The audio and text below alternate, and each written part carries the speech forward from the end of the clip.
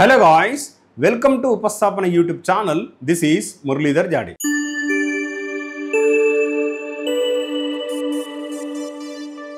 మనం ఆల్రెడీ గతంలో చాలా రోజుల నుండి సింగరేణి షార్ట్ నోటిఫికేషన్ వచ్చినప్పటి నుండి previous year question paper TS SPDCL JLM పేపర్ని తీసుకొని మనం డీటెయిల్ సొల్యూషన్ చేయడం జరుగుతుంది topic wise.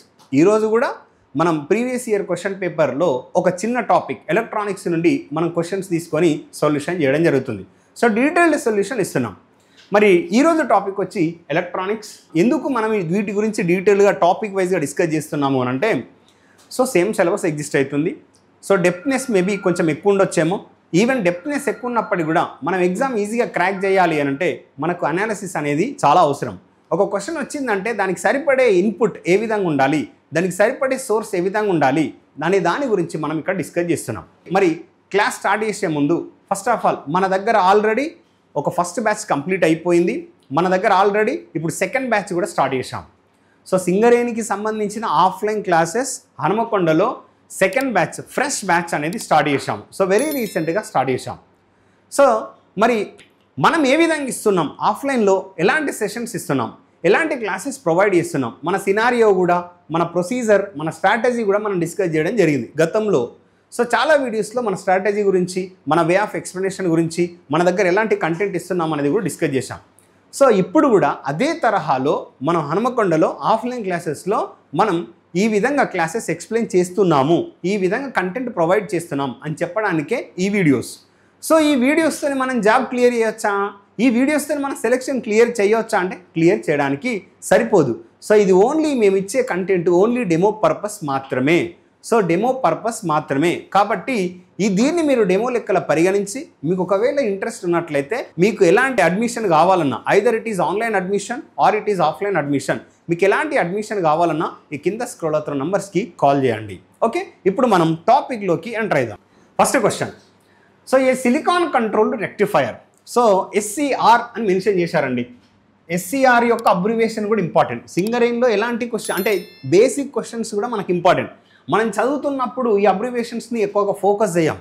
So silicon controlled rectifier can be viewed as a combination of two transistors where the collector off, చూడండి టూ ట్రాన్సిస్టర్స్ గురించి మాట్లాడుతున్నారు, where collector off. First of all మనకు silicon control rectifier అనేది రెండు ట్రాన్సిస్టర్ల యొక్క కలయిక వల్ల ఏర్పడిన ఎస్సీఆర్ అని చెప్పొచ్చు. ఇది క్వశ్చన్ ఐటీఐ వాళ్ళకు కొంచెం కాదు, చాలా లెవెల్ ఉన్న క్వశ్చన్, అంటే చాలా డెప్త్ ఉన్న క్వశ్చనే. ఇది ఐటీఐ వాళ్ళకి ఇవ్వాల్సిన క్వశ్చన్ కాదు. సో ఎందుకంటే మనకు ఇది పవర్ ఎలక్ట్రానిక్స్ డివైస్ నుండి వచ్చిన question. So power electronic device నుండి మనం ఎక్కువగా అంటే మనకి ఇచ్చిన సిలబస్ కూడా ఇంత డీటెయిల్డ్గా ఉండదు కాబట్టి ఇది కొంచెం హై లెవెల్ క్వశ్చన్ అని నేను చెప్తాను. సో ఫస్ట్ నేను ఈ కన్స్ట్రక్షన్ గురించి చెప్తాను. చూడండి, ఒక ట్రాన్సిస్టర్ తీసుకున్నప్పుడు ఆ ట్రాన్సిస్టర్లో మనకు 3 లేయర్స్ ఉంటాయి. అంటే ప్రతి ట్రాన్సిస్టర్ మీరు ఎన్పిఎన్ తీసుకోండి, పిఎన్పి తీసుకోండి. సో ఈ త్రీ లేయర్స్ ఆర్ 3 రీజియన్స్ని మనం ఏ విధంగా కనెక్ట్ చేస్తున్నాం అది ఇంపార్టెంట్. చూడండి బ్రదర్, ఇది ఎన్, ఇది పి, ఇది ఎన్. యాక్చువల్లీ మీరు ఎట్లా తీసుకున్నా నో ప్రాబ్లం. సో యాక్చువల్లీ మనకు ట్రాన్సిస్టర్లో మనకు 3 లేయర్స్ ఉంటాయి, 3 రీజియన్స్ ఉంటాయి. సో 3 లేయర్స్ అన్న 3 రీజియన్స్, అంటే లేయర్ని మనం రీజియన్ అని కూడా పిలుస్తాం. యాక్చువల్గా మనకు ట్రాన్సిస్టర్ ఏ విధంగా చూపిస్తాం ఒకసారి చూడండి. ట్రాన్సిస్టర్ని మనం ఏ విధంగా మనం ఒక ఎస్సీఆర్ని సిలికాన్ కంట్రోల్డ్ రెక్టిఫైయర్ తీసుకున్నట్లయితే సో దానికి 4 లేయర్స్ ఉంటాయి అండ్ అదేవిధంగా 3 టెర్మినల్స్ ఉంటాయి, 3 జంక్షన్స్ ఉంటాయి. ఇది మనం ఆల్రెడీ డిస్కస్ చేసినాం. This is anode terminal, this is cathode terminal, this is gate terminal. So ఇది జంక్షన్ 1, ఇది జంక్షన్ 2, ఇది జంక్షన్ 3. ఇదేంటండి ఎస్సీఆర్, ఎస్సీఆర్ యొక్క అబ్రివేషన్ ఏంది, సిలికాన్ కంట్రోల్డ్ రెక్టిఫైయర్. సో కానీ ఎస్సీఆర్ ఏంటిది, పిఎన్, ఇది పిఎన్ అంటే పిఎన్ 4 లేయర్లు కలిగిన, పిఎన్ 4 లేయర్లు కలిగిన లేదా 4 రీజియన్స్ కలిగిన, 3 జంక్షన్స్ కలిగిన, 3 టెర్మినల్స్ కలిగిన డివైస్ని మనం ఏమని పిలుస్తున్నాం, ఎస్సీఆర్ అని పిలుస్తున్నాం. అంటే డెఫినెట్గా మనకి ఏం కావాలి బ్రదర్, పిఎన్పి కావాలన్నా లేదా పిఎన్. కానీ ట్రాన్సిస్టర్ ఫామ్ చేసేది ఎన్ని రీజియన్స్, 3 రీజియన్స్. కానీ మనకు ఒక అంటే ఇలా 2 ట్రాన్సిస్టర్ల వల్ల ఏర్పడే డివైస్ని మనం ఏమంటున్నాం అంటే విజువలైజేషన్ చేస్తున్నాం. రెండు ట్రాన్సిస్టర్స్ని విజువలైజ్ చేస్తున్నాం. ఈ రెండింటిని కలపడం వల్ల మనకు ఒక SCR డివైస్ అనేది ఏర్పడుతుంది. సో మనకు ఆల్రెడీ పిఎన్ ఉంది కాబట్టి ఖచ్చితంగా మనకి ఏముండాలి ఇక్కడ PNP.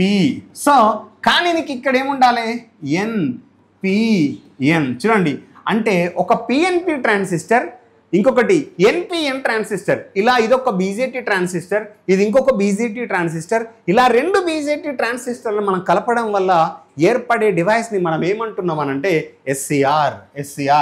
సో మనకి ఇక్కడ ఏముంటుంది యానోడ్, ఓకే, ఇక్కడ ఏముంటుంది క్యాథోడ్. కానీ ఈ రెండింటిని కలపాలి. సో నీకు ఇక్కడ ఇన్నర్ P రీజియన్లో మనం ఏం తీసుకున్నాం గేట్. చూడండి బ్రదర్, సబ్జెక్ట్ నేర్చుకుంటే ఎలాంటి క్వశ్చన్ అయినా మనం అనాలిసిస్ చేయడం చాలా ఈజీ. సో ఎలాంటి క్వశ్చన్ వచ్చినా కూడా మనం ఎలిమినేషన్ ప్రాసెస్లో తీసేయాలి. సార్ నాకు ఇవన్నీ తెలీదు, నేను ఎలా చేయాలి అంటే first of all brother PNP NPN. So చూడండి PNP NPN, okay, NPN PNP, okay, PNP NPN, okay, PNP NPN. చూడండి ఇక్కడ మనకు ఒక ఆప్షన్ వెళ్ళిపోతుంది. చూడండి ఫస్ట్ నేను టెర్మినల్స్ ఇస్తాను. సో నార్మల్గా మనం ఏదైనా తీసుకున్నట్లయితే మనకు ట్రాన్సిస్టర్కి నార్మల్గా బేస్ ఉంటుంది, ఎమిటర్ ఉంటుంది, కలెక్టర్ ఉంటుంది. డైరెక్ట్గా చెప్పొచ్చు, సపోజ్ నేను ఇది ఒక ట్రాన్సిస్టర్ తీసుకున్నప్పుడు ఇది బేస్, అవునా కాదా? సో ఇదేంటిది కలెక్టర్. సో డైరెక్ట్గా మనం చెప్పొచ్చు a combination of two transistor where the collector of PNP transistor. ఫస్ట్ ఇది తీసేయండి, ఇది తీసేయచ్చు, మీరు NPN తీసేయచ్చు, PNP, ఓకే, మళ్ళీ NPN ఉండాలి, NPN, ఓకే, NPN. సో ఖచ్చితంగా మనకు మూడు ఆప్షన్స్ అయితే మూడు ఆప్షన్స్లో ఏ విధంగా ఎలిమినేట్ చేయాలి, ఇది మనకు ఇంపార్టెంట్. సో మనకు PNP ఉండాలి, NPN ఉండాలి, PNP ట్రాన్సిస్టర్, NPN ట్రాన్సిస్టర్. కానీ ఇక్కడ మనకు ఆల్రెడీ కలెక్టర్ మెన్షన్ చేశాడు కదా, కానీ మనం దేనికి కనెక్ట్ చేస్తున్నాం బేస్ కనెక్ట్ చేస్తున్నాం. బేస్ ఎమిటర్ కాదు, already option B is eliminated. Base collector నుంచే కదా మనం కనెక్ట్ చేసేది, కలెక్టర్ అర్థమవుతుందా? సో కలెక్టర్ ఇది రాంగ్, మనకి ఏం కావాలి base, this is base. So డైరెక్ట్గా మనం ఏం టిక్ చేయొచ్చు, option C is correct answer. ఇంత టఫ్ క్వశ్చన్ మీకు రాదు, జస్ట్ మనం ఇక్కడ మీరు మరి సింగరేణి వాళ్ళు ఏం గుర్తుపెట్టుకోవాలి. సో ట్రాన్సిస్టర్ అనేది ఒక 3 layer device, either it is PNP transistor and NPN transistor. లేదు అని అంటే ఇక్కడ మనకి ఇంకొక డివైస్ ఉంది PNPN transistor, PNPN SCR device. ఇందులో 4 లేయర్స్ ఉన్నాయి, 4 రీజియన్స్ ఉన్నాయి, 3 జంక్షన్స్ ఉన్నాయి, 3 టెర్మినల్స్ ఉన్నాయి. ఆ టెర్మినల్స్ పేరు anode, cathode, gate. 3 junctions, junction 1, junction 2, junction 3. So అట్లనే మీరు ట్రాన్సిస్టర్లో కనుక చూస్తే ఇక్కడ ఎన్ని జంక్షన్లు ఉన్నాయి, 2 జంక్షన్స్ ఉన్నాయి. మరి టెర్మినల్స్ ఏంటిది బేస్, ఎమిటర్, కలెక్టర్. సో ఇలాంటి వాటి గురించి మనం డీటెయిల్గా కోర్సులో డిస్కస్ చేస్తున్నాం. So answer, what is answer for this question? Option C is the correct answer. Next question చూడండి, if time period of a single phase input voltage is 25 millisecond. మంచిగా గమనించండి, ఇన్పుట్ వోల్టేజ్ యొక్క టైం పీరియడ్ ఎంత ఇచ్చాడు 25 మిల్లీసెకండ్. నేను ఒక supply ఇస్తున్నా, ఆ సప్లై యొక్క ఇన్పుట్ వోల్టేజ్ ఎంత ఇచ్చాడు 25 millisecond. Then the time period of half wave rectifier with the resistive load. అంటే హాఫ్ వేవ్ రెక్టిఫైయర్ యొక్క హాఫ్ వేవ్ రెక్టిఫైయర్ ఏదైతే ఉంటుందో ఆ హాఫ్ వేవ్ రెక్టిఫైయర్కి వచ్చిన అవుట్పుట్ టైం పీరియడ్ ఎంత అని అంటున్నాడు. సో నేను ఫస్ట్ వేవ్ ఫామ్ ఇస్తా. చూడండి బ్రదర్, క్వశ్చన్ అర్థం చేసుకోవడం చాలా ఇంపార్టెంట్. క్వశ్చన్ కనుక అర్థం కాకుంటే మనం ఆన్సర్, పర్ఫెక్ట్ ఆన్సర్ అనేది రాదు, పర్ఫెక్ట్ అక్యురేట్ ఆన్సర్ అనేది రాదు. చూడండి మనకు ఇది input voltage. Actually what is this input voltage, input supply V of T equal to VI equal to VM sin omega T. మనం సైనసైడల్ తీసుకుంటున్నాం. సో మనం సైనసైడల్ తీసుకున్నప్పుడు సో నాకు ఇక్కడ హాఫ్ వేవ్ రెక్టిఫైయర్లో ప్రతి ఫుల్ సైకిల్కి ఒక పల్స్ మాత్రమే వస్తుంది. ఇలా ఒక పల్స్ మాత్రమే వస్తుంది. నేను చాలాసార్లు ఆస్పిరెంట్స్కి చెప్పాను. ఇక్కడ ఎగ్జామ్లో అడిగింది ఏంటిది time period of the half wave rectifier. చూడండి brother, if the time period of single phase AC input voltage, దీని టైం పీరియడ్ అంటే ఏంటిది? యాక్చువల్లీ టైం పీరియడ్ అంటే మనకు బుక్స్లో ఉన్న స్టేట్మెంట్స్ ఏం చెప్తుంది, ఒక set of positive and negative is nothing but cycle అంటాం. ఆ సైకిల్ పూర్తి అవ్వడానికి పట్టే సమయాన్ని మనం ఏమంటున్నాం టైం పీరియడ్ అంటాం. కానీ ఇది అన్నిట్లలో మనకు పాసిబుల్ కాదు. ఇప్పుడు ఇక్కడ నువ్వు సెటప్ పాజిటివ్ నెగటివ్ ఉందా? లేదు, ఇందులో ఓన్లీ పాజిటివ్ ఉంది. సో ఇలాంటప్పుడు మనం టైం పీరియడ్ని ఏ విధంగా కనుక్కోవాలి? సో ఇలాంటప్పుడు మీరు కన్ఫ్యూజ్ అవ్వకుండా మీరు ఎలాంటి కామన్ సెన్స్ అప్లై చేయాలి? చూడండి బ్రదర్, 0 నుండి ఇది 0 కదా, ఇది 0 కదా, 0 కదా, 0 నుండి ఎలాంటి వేవ్ ఫామ్ స్టార్ట్ అయిందో మళ్ళీ అలాంటి వేవ్ ఫామ్ ఎక్కడైతే స్టార్ట్ అవుతుందో అక్కడి వరకు మనం ఏమని పిలుస్తున్నాం? Time period T. Time period T, that's it. So అట్లనే 0 నుండి మళ్ళీ అంటే 0 నుండి ఎలాంటి వేవ్ ఫామ్ స్టార్ట్ అయింది? Increasing and that to positive direction. మరి ఇక్కడ నుంచి ఇక్కడికి వచ్చింది, ఇది ఒక టైం పీరియడా? కాదు. మళ్ళీ ఇక్కడికి వచ్చిన తర్వాత 0 నుండి ఎలాంటి వేవ్ ఫామ్ అయితే స్టార్ట్ అయిందో అలాంటి పోర్షనేగా స్టార్ట్ అయ్యేది అంటే డెఫినెట్లీ మనం ఏం చెప్పొచ్చు? Time period tea. సో చూడండి, ఫార్ములాని బై హార్ట్ చేయకుండా చెప్పడానికే నా ఇంటెన్షన్. మనల్ని అడిగింది చూడండి, then the time period of half wave rectifier. అంటే మనకు ఒక ఐడియా ఉంటే, హాఫ్ వేవ్ రెక్టిఫైయర్ గురించి ఐడియా ఉంటే మీరు డైరెక్ట్ చేయగలుగుతారు. F0 = Fs, output frequency = 1 time of supply frequency. ఇలాంటివి బై హార్ట్ చేయొద్దు. సో ఏం చేయాలి అంటే నీకు వచ్చిన అవుట్పుట్ వేవ్ ఫామ్లో ఒక ఇన్పుట్ సైకిల్కి ఎన్ని పల్సెస్ ఉన్నాయి? ఒక పల్స్ ఉంది. కాబట్టి నువ్వు అప్పుడు ఏమంటావు? F0 = 1 time of Fs. అంటే Fs అంటే ఏంటి బ్రదర్? సైకిల్ అంటే supply frequency or input frequency. So ఈ విధంగా నువ్వు అనాలిసిస్ చేయాలి. కానీ నిన్ను అడిగింది ఏంటిది? Time period. Time period. So time period అంటే నేను ఏమన్నాను? 0 నుండి ఎలాంటి వేవ్ ఫామ్ స్టార్ట్ అయిందో మళ్ళీ అలాంటి వేవ్ ఫామ్ ఎక్కడ స్టార్ట్ అవుతుంది అంటే 0 నుండి స్టార్ట్ అయిన వేవ్ ఫామ్ ఇదైతే మళ్ళీ అలాంటి వేవ్ ఫామ్ ఇక్కడ నుండి స్టార్ట్ అవుతుంది అని అంటే ఇదంతా టైం పీరియడా కాదా? మరి ఇదే టైం పీరియడ్ ఇన్పుట్ సైకిల్కి ఎగ్జిస్ట్ అవుతుందా లేదా? అంటే ఇన్పుట్ సైకిల్కి అవుట్పుట్ వేవ్ ఫామ్కి సేమ్ టైం పీరియడ్ ఎగ్జిస్ట్ అవుతుందా లేదా? మీరు ఇట్లా చేసినా అయిపోతుంది. టైం = అంటే రెసిప్రోకల్ ఆఫ్ ఫ్రీక్వెన్సీ అని చేసినా మీకు వస్తుంది. కానీ మీకు అర్థం కావడం కోసమే నేను ఇది ఇచ్చాను. So output time period is nothing but input time period. ఎందుకంటే దీని యొక్క సమయం సేమ్ ఉంది. సో డైరెక్ట్గా మనం చెప్పొచ్చు ఇన్పుట్ టైం పీరియడ్ ఎంత ఇచ్చాడు? 25 millisecond. So definitely option C is the correct answer. Confuse కావద్దు. ఇప్పుడు నీ డౌట్, సార్ ఫుల్ వేవ్కి ఏ విధంగా మారుతుంది అని నీ డౌట్. చూడు బ్రదర్, ఇది ఫుల్ వేవ్ కదా, ఫుల్ వేవ్ రెక్టిఫైయర్ కదా. 0 నుండి ఎలాంటి వేవ్ ఫామ్ స్టార్ట్ అయిందో మళ్ళీ అలాంటి వేవ్ ఫామ్ ఇక్కడ నుండి స్టార్ట్ అవుతలేదా? అంటే ఇక్కడి వరకు ఇన్పుట్ టైం పీరియడ్ అయితే ఇక్కడ అంటే ఇదంతా ఇన్పుట్ వేవ్ ఫామ్ యొక్క టైం పీరియడ్ అయితే అందులో ఎగ్జాక్ట్లీ సగం అవుతుందా లేదా అవుట్పుట్ది? ఈ విధంగా మీరు చేయాలి. ఈ విధంగా మీరు అనాలిసిస్ చేయాలి. బై హార్ట్ చేయొద్దు. ఓకేనా? సో దానికి అప్పుడు నీకైతే 12.5 millisecond. మీరు అన్ఫార్చునేట్లీ సగం ఉంది కదా 12.5 millisecond అని చూస్ చేశారనుకోండి, definitely you will get wrong answer. మీకోసం ఆప్షన్ బి రెడీ ఉంది.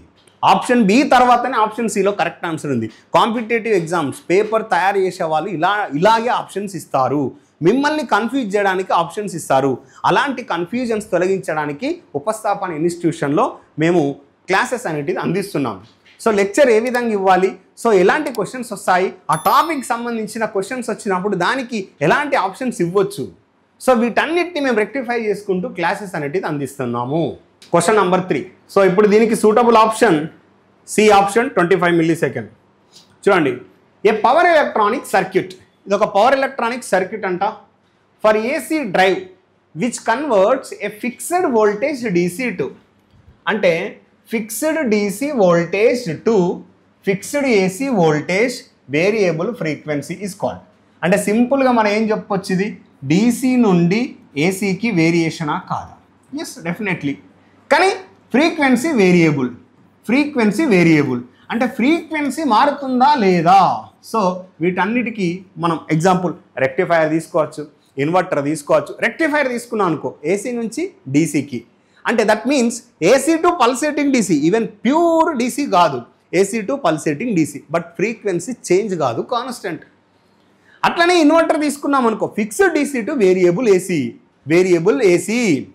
సో ఆ విధంగా మనం చూస్తే డీసీ నుండి ఏసీకి మార్చగలిగేది. చలో చూపర్ చూస్తే డీసీ టు డీసీ, ఇదేంటిది DC to DC variable DC. Okay, ఇక్కడ మనకి ఇన్వర్టర్లో ఏం చేస్తుంది, DC to AC variable frequency మారుతుంది. సైక్లో కన్వర్టర్, యాక్చువల్గా మనకి ఇక్కడ సైక్లో కన్వర్టర్లో మనకు వోల్టేజ్ రెగ్యులేటర్ ఉంటుంది, సైక్లో కన్వర్టర్ ఉంటుంది. ఇక్కడ మనకు రెండు వస్తాయి. మనకు వన్ ఫ్రీక్వెన్సీ నుంచి ఇంకో ఫ్రీక్వెన్సీకి పవర్ని మారుస్తే మనం ఏమంటున్నాం, సైక్లో కన్వర్టర్ అంటున్నాం. సో అంటే పవర్ని ఒక ఫ్రీక్వెన్సీ దగ్గర ఉన్న ఇన్పుట్ పవర్ని ఇంకో ఫ్రీక్వెన్సీ దగ్గర ఉన్న అవుట్పుట్ పవర్కి మారుస్తే దాన్ని మనం ఏమంటున్నాం అంటే cycloconverter with different frequencies. So మళ్ళీ ఇందులో ఫుల్ కన్వర్టర్, దీని గురించి మనకు సంబంధం లేదు. యాక్చువల్గా దీనికి 4 క్వాడ్రంట్స్ ఉంటాయి. Quadrant 1, quadrant 2, quadrant 3, quadrant 4. So ఇక్కడ సూటబుల్ ఆప్షన్ ఏసీ నుంచి డీసీ నుండి ఏసీకి మెన్షన్ చేశారు కాబట్టి డెఫినెట్లీ మనం ఏ ఆప్షన్ చూస్ చేసుకోవచ్చు, option B. So fixed DC to AC voltage with variable frequency, DC to AC with variable frequency. చూసారా, ఫ్రీక్వెన్సీ కూడా ఫోకస్ చేస్తున్నారు. సో ఇదివరకు రెక్టిఫైర్ అంటే ఏంటిది, ఇన్వర్టర్ అంటే ఏంటిది, ఇలా ప్రతి దాంట్లో కన్ఫ్యూజన్ వచ్చే విధంగా DC to AC and that అవుట్పుట్లో ఫ్రీక్వెన్సీ వేరియబుల్ ఇలాంటి కేసెస్ మెన్షన్ చేస్తున్నారు. సో కేర్ఫుల్గా మీరు ఉండాలి, ప్రతి ఆప్షన్ పట్ల చాలా జాగ్రత్తగా వహించాలి. Okay, option B is correct answer.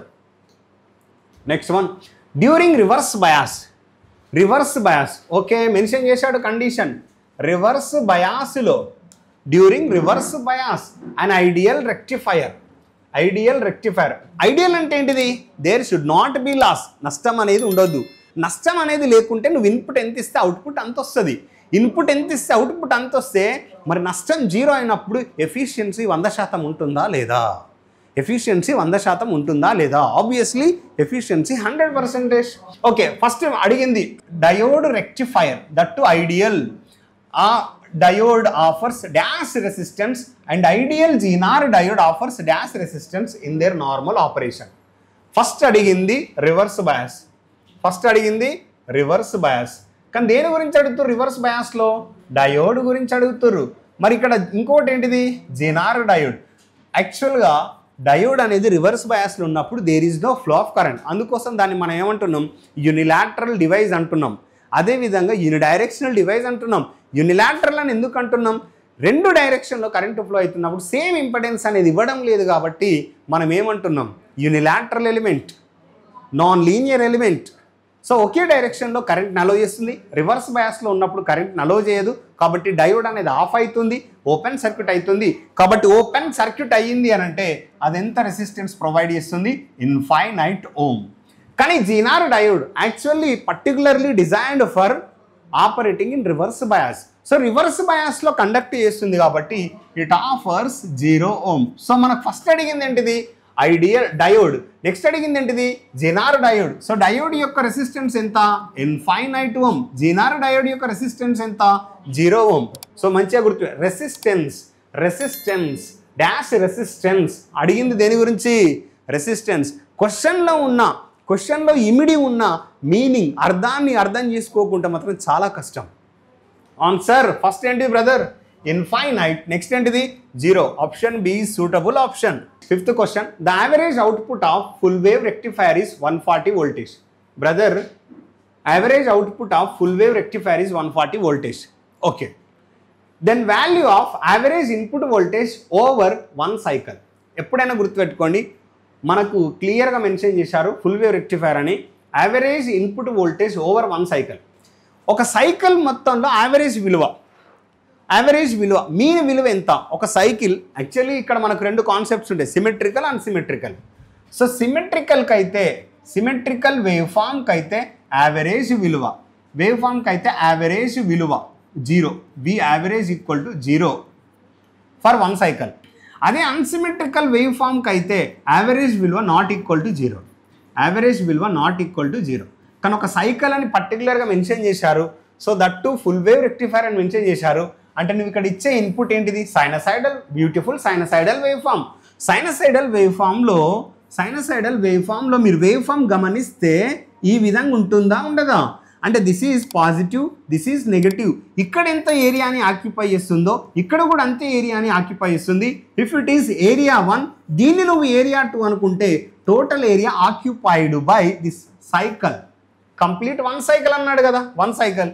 అప్పుడు area 1 plus area 2 equal to 0. ఎట్లయితుంది, సేమ్ ఏరియా పాజిటివ్, ఇక్కడ కూడా మ్యాగ్నిట్యూడ్ విలువ సేమ్, కానీ ఏంటిది మైనస్.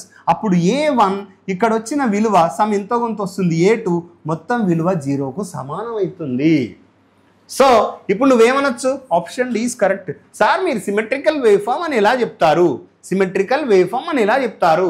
చూడండి, ఫుల్ వేవ్ రెక్టిఫైర్ అని ఇచ్చారు. Full wave rectifier, full wave రెక్టిఫైర్కి నువ్వు ఇచ్చే ఇన్పుట్ ఏంటిది? Beautiful sinusoidal wave form.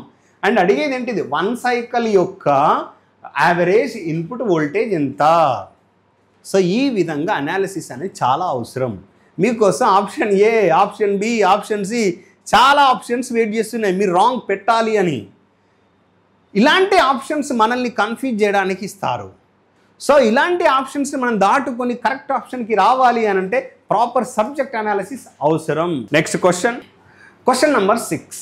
ఏ single SCR connected between single phase AC source. Okay, ఒక సింగిల్ ఎస్సీఆర్ ఉందంట ఏసీ సోర్స్కి. ఓకే, ఏసీ సోర్స్కి అట్లనే అండ్ రెసిస్టివ్ లోడ్కి కనెక్ట్ చేశారు. దిస్ ఈజ్ ఆర్ లోడ్, ఇది ఏసీ సోర్స్. ఓకే, ఇది ఏసీ సోర్స్, ఈ విధంగా కనెక్ట్ చేశారు. ఇది ఎస్సీఆర్ అండి, silicon controlled rectifier at an angle of π/5 radians. ఎక్కడ ట్రిగ్గర్ చేశారు అంటే ఇక్కడ నుంచి కండక్షన్ స్టార్ట్ అవుతుంది. ట్రిగ్గరింగ్ చేసిన ఆల్ఫా అని మనం ట్రిగ్గరింగ్ యాంగిల్ అంటాం. అక్కడ నుంచి కండక్షన్ స్టార్ట్ అవుతుంది. ఎవరు? ఎస్సీఆర్. సో మనం ఏమి ఇచ్చినాం? Input supply V of t equal to Vm sin omega t. V of t equal to Vm sin omega t. Then conduction angle in over one cycle. ఒక సైకిల్లో SCR ఎంత పాటు conduction జరుగుతుంది అనేది question. చూడండి, ఒక single SCR connected between single phase AC source. ఒక SCR అంట ఏసీ సోర్స్కి అదేవిధంగా రెసిస్టివ్ లోడ్కి కనెక్ట్ చేయబడింది.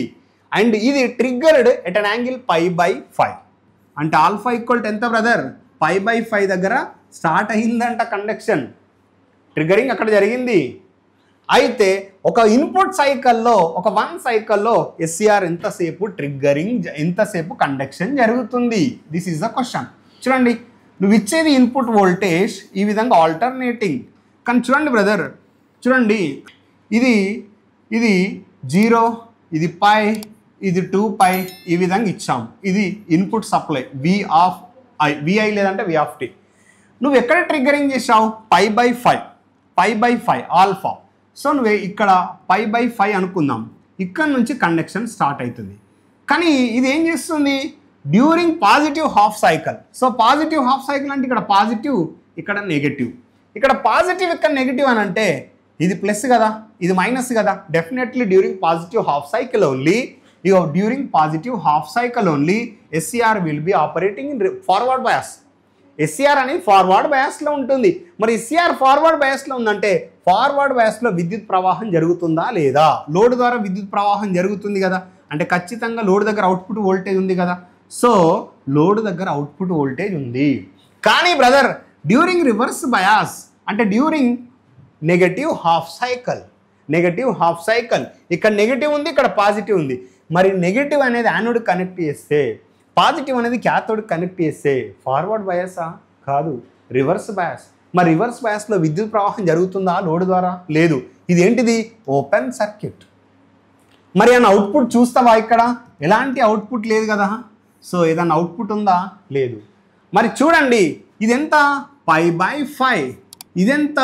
π 180 degrees.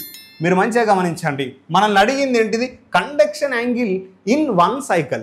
ఈ మొత్తం వన్ సైకిల్లో ఇది ఎస్సీఆర్ ఎంతసేపు కండక్ట్ అయ్యింది, ఎంతసేపు దీని ద్వారా విద్యుత్ ప్రవాహం జరుగుతుంది, దాన్ని మనం ఏమంటున్నాం? Conduction angle. అంటే సమయం అన్న, ఇది టైం యాక్సిస్ కదా, అదేవిధంగా దీన్ని యాంగిల్తో కూడా తీసుకోవచ్చు కదా. సో ఆ కోణం ఎంత? ఈ కోణం రావాలి అంటే ఇది కండక్షన్ యాంగిల్ కాదా? ఇందులో నుండి తీసేస్తే మనకు ఆన్సర్ రాదా? Conduction angle equal to conduction angle equal to π minus π/5. So LCM 5 π minus π/5. So 4/5 π అనొచ్చా లేదా? సో ఇక్కడ మీరు మంచిగా గమనించండి, 4 × 5 యాంగిల్స్. ఓకే, ఇది ఎంత? 180 degrees. 5 × 5, 5 మూల 15, ఇంకెంత ఉంటుంది? 5 6 30. సో 4 × 30 + 6. సో 30 + 6, 4 మూల 12, 120, 4 6 24, 24 20 ఎంత? 44, అంటే 144 degrees. Clear or not? 144 degrees. Option B suitable option. ఈ విధంగా చేయాలి. Next question. an inductance of 250 millihenry, an inductance of 250 millihenry అంటే L విలువ ఎంత ఇచ్చాడు 250 milli and capacitor of 1 microfarad, capacitor విలువ ఎంత ఇచ్చాడు 1 microfarad are connected together in parallel. ఏ విధంగా కనెక్ట్ చేశాడు parallel to create an LC oscillator tank circuit. So యాక్చువల్గా ఇది ఒక LC circuit, LC oscillator tank circuit. ఈ విధంగా కనెక్ట్ చేసినప్పుడు frequency of oscillation. So frequency of oscillation direct formula తీసుకుంటున్నాను. మనకి ఇక్కడ ఇచ్చింది రేడియన్స్ పర్ సెకండ్ ఇచ్చాడు అండ్ అదేవిధంగా హెడ్జెస్ ఇచ్చాడు. ఫస్ట్ నేను హెడ్జెస్ చెక్ చేస్తాను, అంటే రేడియస్ పర్ సెకండ్ చెక్ చేస్తాను. Omega equal to 1/√LC, 1/√LC. So నేను ఇక్కడ ఏం చేస్తా √LC క్యాలిక్యులేట్ చేస్తా. ఎల్ విలువ ఎంత ఇచ్చాడు బ్రదర్? ఎల్సీ వాల్యూ ఇక్కడ ఫస్ట్ నేను ఎల్సీని సపరేట్గా క్యాలిక్యులేట్ ఇస్తాను. ఎల్సీ వాల్యూ ఎంత ఇచ్చాడు? ఎల్ విలువ ఎంత ఇచ్చాడు 250 మిల్లీ. మిల్లీ అంటే ఎంత 10⁻³ అదేవిధంగా కెపాసిటర్ వాల్యూ ఎంత ఇచ్చాడు 1 మైక్రో. మైక్రో అంటే ఎంత 10⁻⁻6. మంచిగా గమనించండి, 250 యాస్టీస్గా తీసుకోండి. 10⁻⁻3 -6 ఎంత 10⁻⁻9. సో ఈ 10⁻⁻9 ఉంది కదా, ఈ 10⁻+1 కదా. సో మనకేమొస్తుంది 25 × 10⁻⁻8.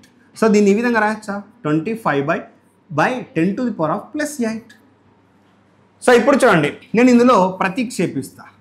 ఇలా ప్రతిక్షేపించడం వల్ల మనం ఏం క్యాలిక్యులేషన్ ఈజీగా అవుతుంది. సో మనం ఇక్కడ 25√25 10⁻8 ఎస్ఆర్ నో. సో నేను డైరెక్ట్ ఈ విధంగా తీసుకుంటా 1/25/10⁻4² అని తీసుకోవచ్చా లేదా? సో ఇది 1/√25 ఉంది. సో √25 అంటే నీకేమొస్తుంది 5² అంటే ఏంది 25. √25 ఎంత 5. 10⁻4² అంటే ఎంత వస్తుంది నీకు? √10⁻4² అంటే 10⁻4 వస్తుంది. సో ఇది ఏమొస్తుంది పైకి వస్తుంది. సో 10⁻4 అంటే నేను ఈ విధంగా తీసుకోవచ్చా 4 సున్నాలు ఇదెంత 5 5 25 5 2 10. నీకేముంది 2000 radians per second.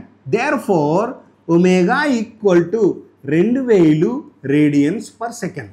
2000 radians per second. పుసుక్కున ఒక 0 మిస్ చేసినా కూడా ఇక్కడ 200 నీకోసం వెయిట్ చేస్తుంది.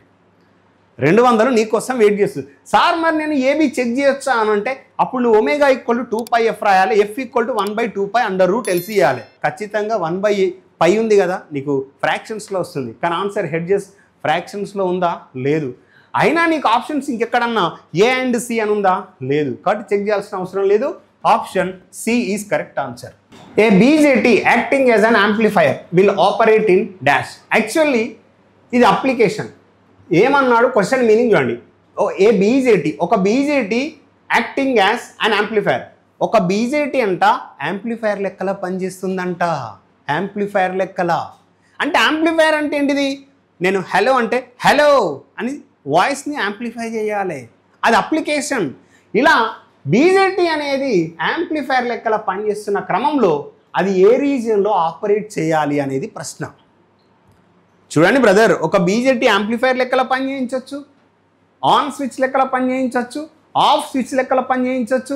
అదేవిధంగా మనకు అంటే ఇంకా వేరే వేరే అప్లికేషన్స్ కూడా ఉంటాయి. ఇలా నంబర్ ఆఫ్ అప్లికేషన్స్లో అది ఆపరేట్ అయ్యే రీజియన్ కూడా ఇంపార్టెంట్. సో డైరెక్ట్ చెప్పొచ్చు మన యాక్చువల్లీ బీజేటీ అనేది యాంప్లిఫైర్ లెక్కల పనిచేయాలంటే first of all BJT active రీజియన్లో పనిచేయాలి. మరి యాక్టివ్ రీజియన్లో పనిచేయాలంటే emitter junction must be operated in forward bias. Emitter junction must be operated in forward bias and collector junction must be operated in reverse bias. Reverse bias. This is emitter junction, this is collector junction, this is collector, this is base, this is emitter. మీరు ఎట్లయినా తీసుకోవచ్చు, లేదంటే దీన్ని emitter అయినా తీసుకోవచ్చు, దీన్ని base అయినా తీసుకోవచ్చు. ఓకేనా? సో ఈ విధంగా మీరు కామన్ బేస్ కాన్ఫిగరేషన్ తీసుకుంటే ఇంకా హ్యాపీ. సో చూడండి, మీరు ఏ కాన్ఫిగరేషన్ తీసుకున్నా no problem. So definitely emitter junction must be operating in forward bias, collector junction must be operated in reverse bias. So మనకు యాక్టివ్ రీజియన్లో ఉన్నప్పుడు ఇది యాంప్లిఫైర్ లెక్కల పనిచేస్తుంది, కట్ ఆఫ్ రీజియన్లో ఉన్నప్పుడు ఇది ఆఫ్ స్విచ్ లెక్కల పనిచేస్తుంది, సాచురేషన్ రీజియన్లో ఉన్నప్పుడు ఇది ఆన్ స్విచ్ లెక్కల పనిచేస్తుంది. సో ఇవి రెండు కాదు. సో డైరెక్ట్గా మనం యాక్టివ్ రీజియన్ అని చూస్ చేసుకోవచ్చు.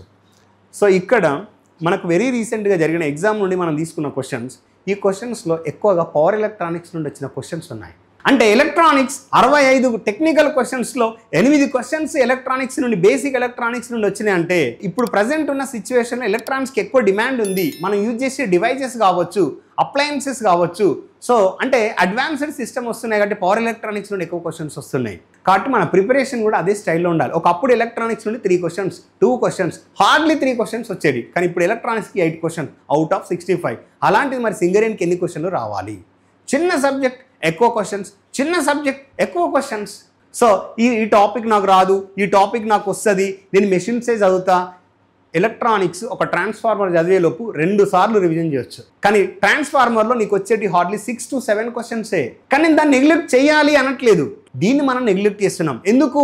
ట్రాన్స్ఫార్మర్ మన కోర్ సబ్జెక్ట్, దాన్ని ఎక్కువసేపు కాన్సన్ట్రేట్ ఇస్తున్నాం. దాంతోపాటు దీన్ని కూడా మోసుకెళ్ళాలి. ఇలా సబ్జెక్ట్ని అన్నిటికీ ఈక్వల్గా ఇంపార్టెన్స్ ఇస్తేనే మనం కాంపిటేటివ్ ఎగ్జామ్స్లో సెలెక్షన్ క్లియర్ చేయగలుగుతాం. సో ఇదే విధంగా మనం ఇక్కడ ఏ విధంగా అయితే డిస్కస్ చేశామో, ఎంసీక్యూస్ కావచ్చు, సబ్జెక్టు కావచ్చు, ఫస్ట్ మనం సబ్జెక్ట్ ఎక్స్ప్లెయిన్ చేసిన తర్వాత టాపిక్ వైజ్ సిఆర్ఓ అంటే ఏంటిది? క్లాస్ రూమ్ ఆబ్జెక్టివ్ క్వశ్చన్స్ మనం క్లాస్లో డీటెయిల్డ్గా డిస్కస్ చేస్తాం ఆస్పిరెంట్స్తోని మీ ముందు. సో ఇదే విధంగా మనం క్లాస్ రూమ్లో లెక్చర్స్ అనేటిది కన్వే చేయడం జరుగుతుంది. సో మీకు ఇంట్రెస్ట్ ఉన్నట్లయితే సింగరేణి ఆఫ్లైన్ గురించి మా మేనేజ్మెంట్కి కాల్ చేయండి. కింద స్క్రోల్ అవుతున్న నంబర్స్కి కాల్ చేస్తే మీకు ఎలాంటి డీటెయిల్స్ ఉన్నా కూడా మా మేనేజ్మెంట్ రెస్పాన్స్ ఇస్తుంది. Thank you, all the best.